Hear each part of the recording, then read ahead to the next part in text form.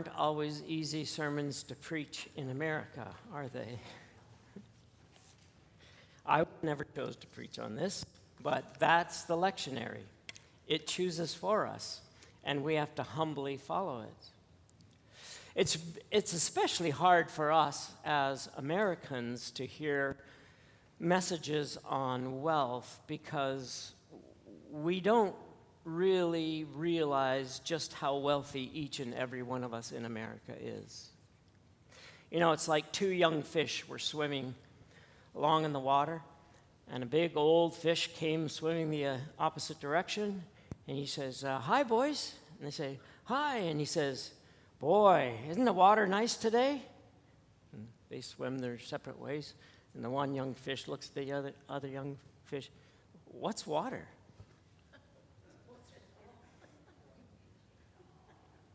Did you get the picture? America is 5% of the world's population and consumes 25% of its resources. That's the water we swim in. 5% of the world's population consuming 25% of the world's resources. Did you know that every minute, there's been about 3 since I started speaking, every minute 11 people die from starvation?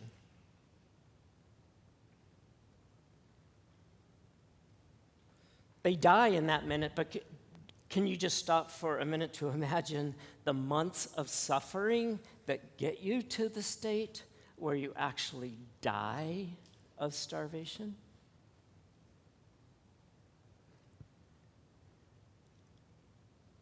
It's hard for us as Americans to really see the bigger picture. Now, look at 22 people since I gave you that statistic have just died of starvation.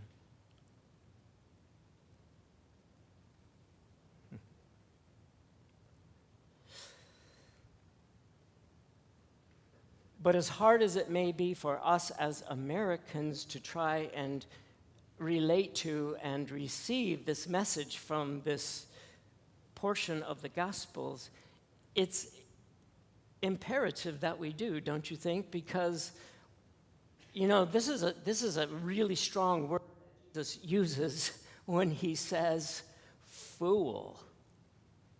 In fact, he warns of ever using that word, saying, you know, be careful. You could be in judgment of hellfire for calling somebody a fool, and yet in this passage, he's using this word, you fool. And so the sermon title today is, Are You Foolishly Rich or Richly Foolish? Jim Elliot, who was, I don't know how many of you know him, but he went down with 4 other men to bring the gospel to a violent area in Ecuador, and he believed that every single person had the right to hear the good news of Jesus Christ, and he was willing to actually put his life on the line. And in going down to bring the message of the good news of Jesus Christ, he was actually killed by these warring Ecuadorians. But before he was killed, you know what? He coined this phrase. He is no fool who gives up that which he can never keep to gain that which he can never lose. He is no fool who gives up that which he can never keep to gain that which he can never lose. Fool, says Jesus, don't you know tonight your life will be required of you? Let me ask each of us this morning to consider this question. What are the challenges in life that you are facing this morning?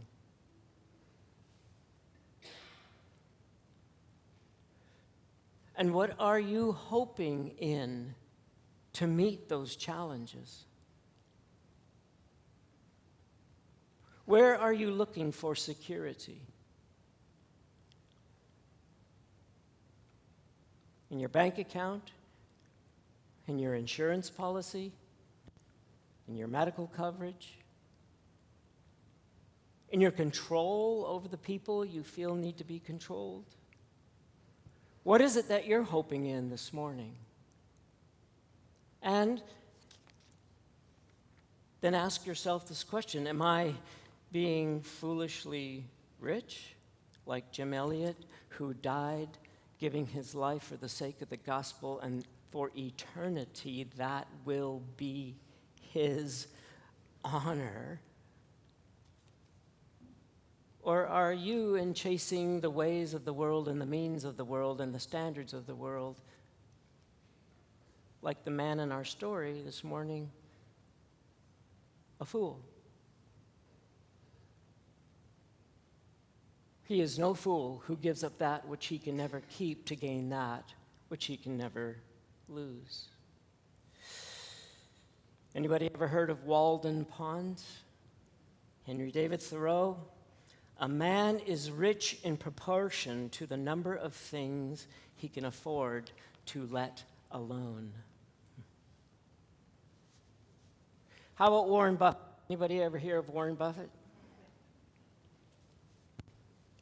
The most important investment you can make is in yourself. Julie had the privilege to interview him for a television series she was doing, and her dad said, "Oh, you're going to talk to Warren Buffett? Ask him about, should I do this?" And Julie's like, "I can't ask this guy. Come on, Dad." But she got in there. He was the most down-to-earth, humble guy that she could actually talk to like a fellow human being. Because why? With all of his riches, he was not a rich fool, but was foolishly rich in character, and thus coined the phrase, the most important investment you can make is in yourself. Jesus sat down opposite the place where the offerings were put. This is all on the inside, page 8 of your bulletin, by the way, if you want to follow. I'm going to go through all of them. Jesus sat down opposite the place where the offerings were put and watched the crowd putting their money into the temple treasury. Many rich people threw in large amounts, but a poor widow came and put in 2 very small copper coins worthy of only a few cents. Calling his disciples to him, Jesus said, "Truly I tell you, this poor widow has put more into the treasury than all the others. They all gave out of their wealth, but she, out of her poverty, put in everything, all she had to live on." In another passage, Jesus says this: "Where your treasure is, there your heart will be also." And you know, I always find it's very curious. It's not in the reverse. He doesn't say, "Where your heart is, there your treasure will be." Where your treasure is, that's where your heart will follow. So this week, you know, Sunday's the first day of the week. It's meant to be in the Christian tradition, the way we start our week, and we come and we receive nurture and focus and understanding. Why? So that we take it through that door and we actually live the things in the week to come that we hear on Sunday morning. So let me ask you this question: where are you going to invest your energy, your focus, your priorities, your time this coming week? Are you going to be foolishly rich, or seek like a fool to be rich, according to the world's standards? Do not love the things of the world. If anyone loves the world, the love of the Father is not in him. For all that is in the world, the lust of the flesh, the lust of the eyes, and the pride of life, is not of the Father, but is of the world. And the world is passing away, and the lust of it. But he who does the will of God abides forever.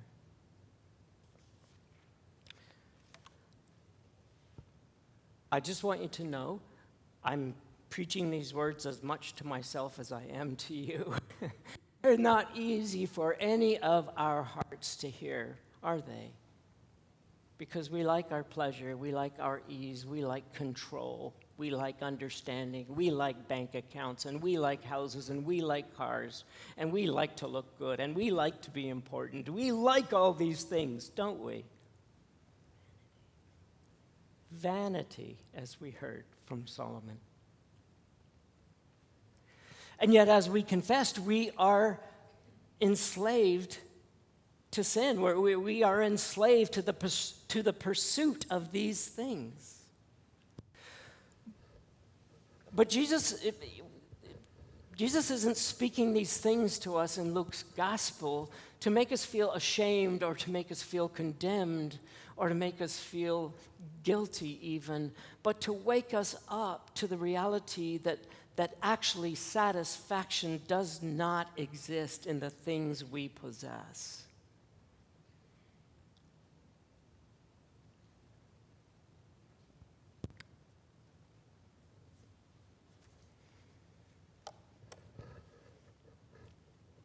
It's so hard for us as Americans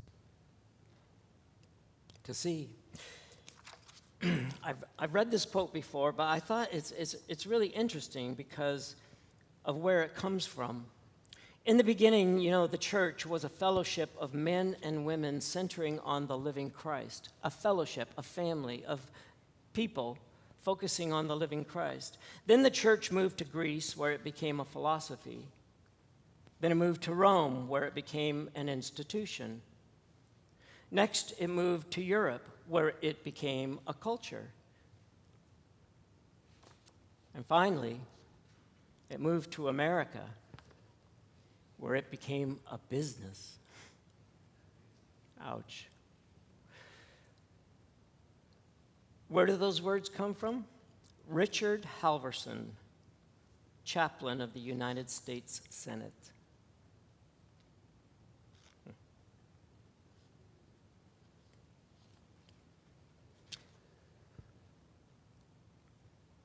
Greed. I was listening to a message by John Mark Comer, who I follow, and he was saying, in 25 years of being a pastor, I've had people come and humble themselves with all kinds of confession. Domestic violence. Do you know how humbling that is to come to a pastor and admit that you are guilty of domestic violence? Can you imagine? Adultery. Can you imagine how embarrassing and humbling it would be to come to the pastor and confess adultery?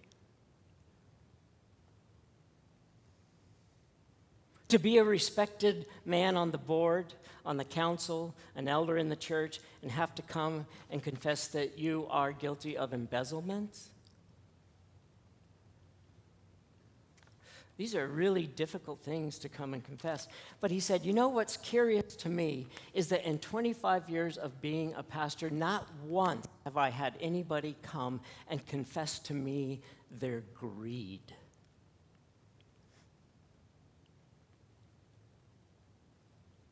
And yet, we pass over greed and we whitewash it because it's become the American way of life. The more you get, the more successful you are. While you can be an elder in a church, you can serve on council and be a rotten father and a terrible husband.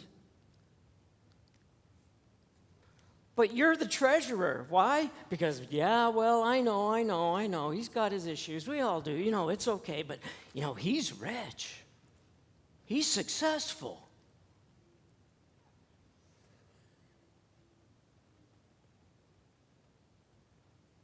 And greed just gets whitewashed under the carpet. Interesting, when Jesus was talking about the Pharisees, he said, you guys are whitewashed tombs. You shine up the outside, but inside you are full of, he lists two things, wickedness a general overblanket, and specifically, guess what he says? Greed. You shine up the outside, but inside you are like a tomb full of wickedness and greed. Do you know the Apostle Paul, Pharisee of the Pharisees, pedigree of all pedigree, concerning the law, blameless, says Paul in Romans chapter 7, I read through those commandments and I thought, yeah, I'm pretty darn good. Until I read the last one. And do you know what the last one says? Thou shalt not covet. And it slew me. It knocked the feet right out from underneath me because I realized my heart is full of covetousness. If only I had.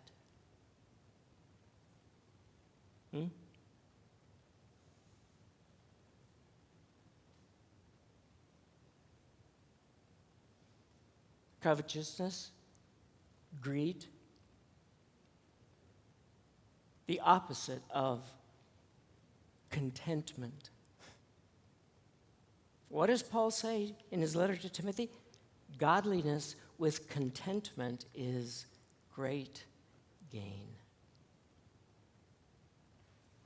So let's have the courage to humble ourselves and ask ourselves this provocative question: is my heart full of covetousness, or is it full of contentment this morning? Do I invest my energies, my time, my focus, and my priorities greedily seeking and coveting the acquisition, control, and manipulation of these circumstances and these things? Greed. What is greed? Ketz de Vries, a business management scholar and professor at McGill University, where I went in Montreal, and then later on at Harvard, where he graduated, says this: in fact, greed is not just wanting more, it is a chronic dissatisfaction with what one has. It's the belief that happiness, status, or security will arrive with the next deal, the next person, the next digit in the bank account. But that satisfaction is always deferred, and in fact, it usually never comes. Enough isn't about settling. Enough is about seeing clearly. It's recognizing that presence, simplicity, and deep connection nourish us far more than any acquisition or trophy. As the German philosopher Arthur Schopenhauer wrote, wealth is like seawater. The more we drink, the thirstier we become.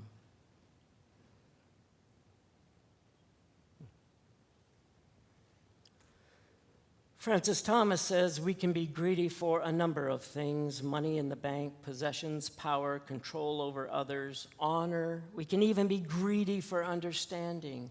But Jesus never sought any of these. The Bible tells us, in fact, not to lean on our own understanding, but to trust in God with all our hearts. With all our hearts, not our minds. Do not lean on your own understanding, but trust in the Lord with all your heart, not thinking about your next acquisition, accomplishment, manipulation, or effort to control things to be the way you covet them to be. Where was the heart of the rich fool focused in our story this morning? What was he trusting in?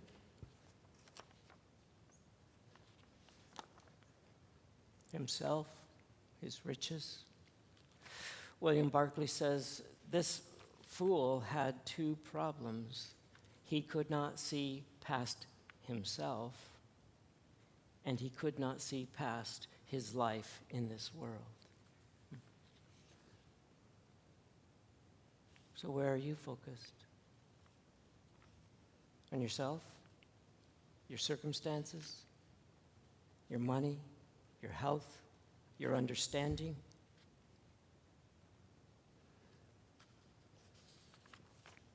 This man was a fool because he couldn't see past himself and this world and its circumstances.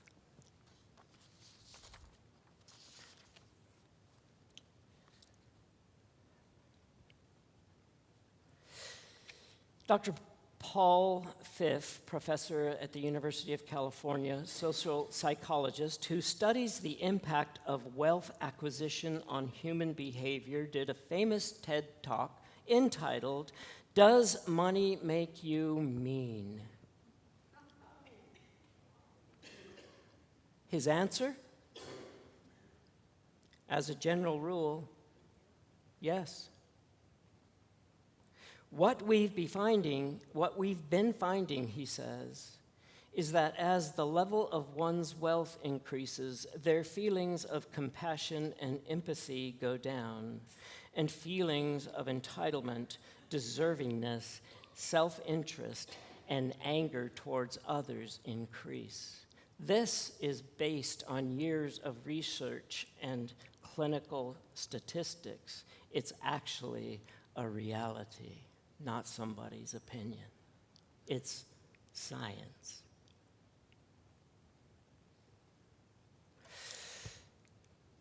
So yesterday, Julie and I had a busy day organizing, cleaning, and so our reward was that we were going to drive up to Douglas and go to a couple of the cool little shops that they have there.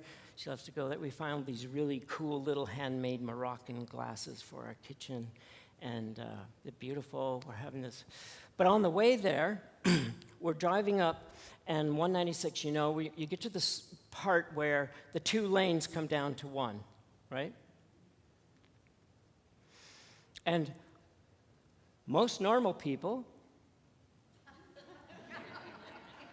look ahead, get over in the right-hand lane, waiting their turn to get through the funnel of congestion, right? But there's always a few.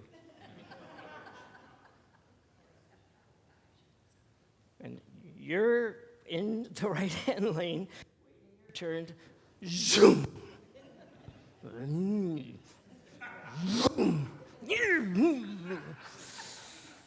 So I see this guy in a $500,000 black matte Mercedes Stealth Benz.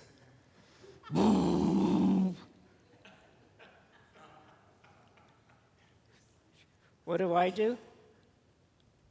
I didn't. Boom, boom, boom.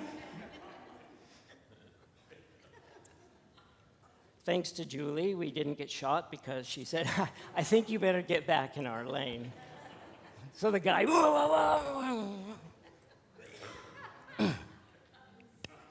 but I thought, what a classic picture of what this professor just expressed to us of what money can do to people's hearts.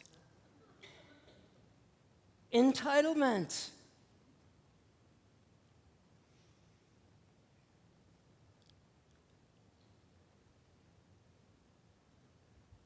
I think I could agree with Jesus that the man in the black Mercedes was a fool.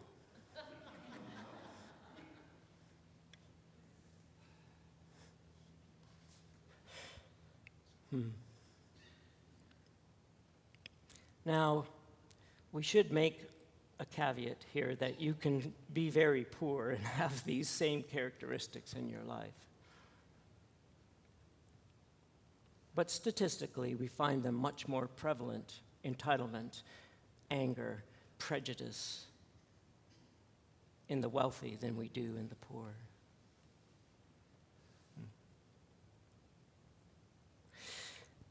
Really, what greed is it is evidence of insecurity. And there is no amount of earthly possessions that will ever satisfy, satiate greed.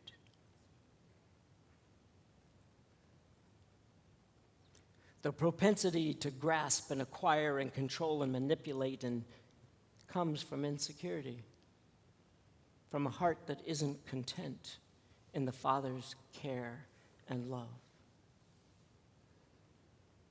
And we should also say that not every wealthy person becomes a fool. Abraham was rich, and he's the father of our faith. David was rich. Solomon was rich. Many people had wealth that they used to bless the kingdom. Let me tell you about this one man. Anybody ever heard of R.G. Letourneau? R.G. Letourneau was a Texan. Years ago when I was working in Canada at a sawmill, I saw these big monster machines. And they would come up, a logging truck would pull in with an entire load of logs. And this big machine called a Letourneau would come and extract the entire load of logs in one fell swoop and put them on the green chain to be processed in the sawmill. Well, the man who invented that machine and many others, over 300 inventions actually, was a Christian, and his name was R.G. Letourneau. And do you know how R.G. Letourneau lived? Tithing 10% of his millions and millions and millions? No. Do you know how he lived? He tithed 90% and kept 10 for himself. His motto was, I keep shoveling it out, and God just keeps shoveling it back in, and his shovel's way bigger than mine. There was a man who was living with his wealth as a blessing to this world. What did we read a little while ago when God called Abraham? In blessing you, you will be a blessing to all nations. Wealth can be a very beautiful thing, but only a few people can handle it properly. That's what I've observed. So back to our question.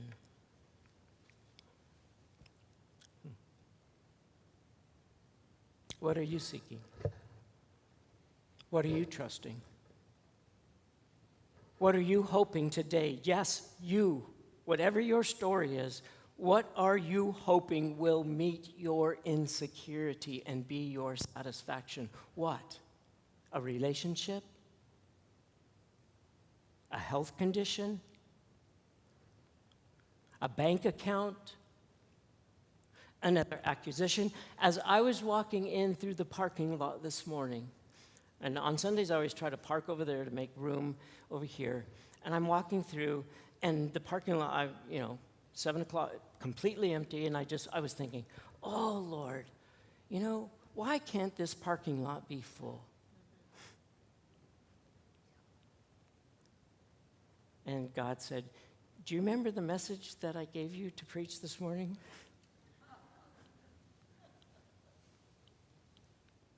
On contentment? Instead of being a fool? And you know what?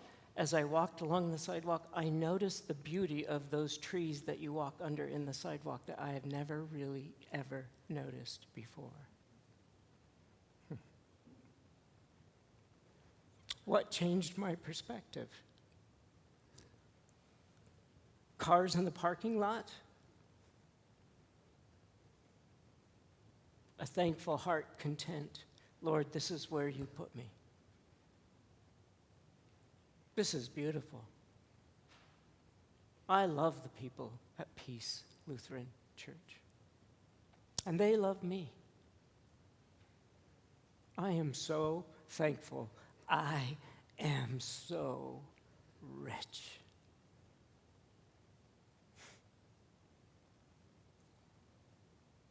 Do you know how rich you are this morning?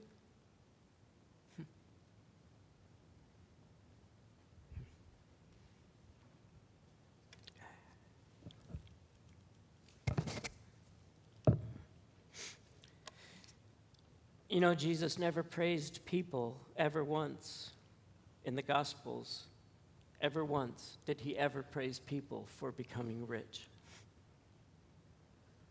monetarily. In fact, 25% of his warnings were what happens to the heart with the accumulation of wealth. And his answer was, seek ye first the kingdom of God, and whatever you need, God has a bigger shovel.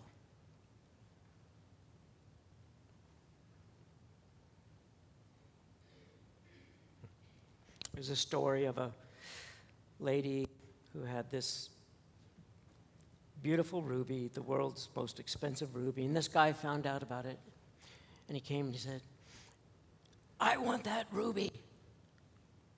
And she said, okay. And she gave it to him. And the guy went away dancing and jumping and The next day he came back. He said, excuse me, I want something else. What? She said. I want what you have that would enable you to give me that ruby for free. Because contentment is a place in the heart that the world can never steal from you, nor can it give you.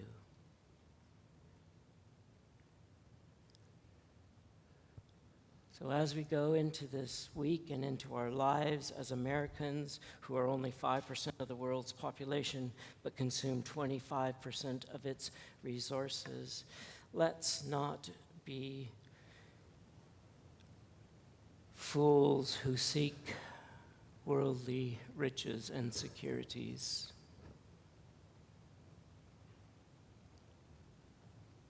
But let's be rich towards God, which the world calls foolish. Are you foolishly rich? Or richly a fool?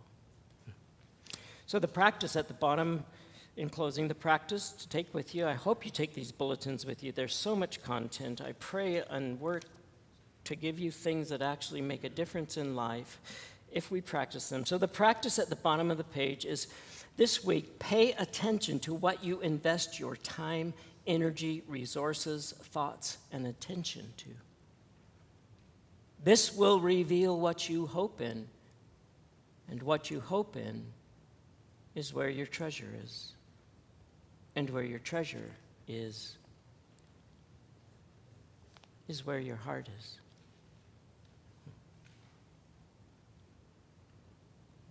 Don't be foolishly rich. Don't be foolishly rich.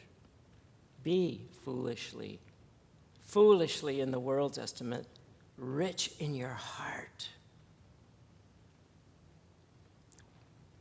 instead of being richly a fool.